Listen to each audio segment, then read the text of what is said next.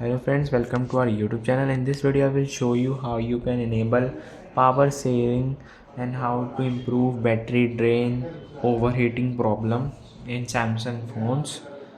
Before proceeding the video, if you have not subscribed to our YouTube channel, then subscribe it first and like the video for more videos. So let's start. First go to on settings and you can see there is a notification option,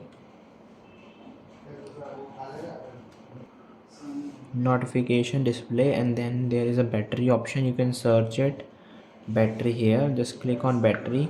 You can see friends, there is a power saving. It will help your battery to not to drain so fast, and you can also set background usage limit also. I hope this video will help you. If you like this video, then subscribe to our YouTube channel and like the video for more videos. Thanks for watching.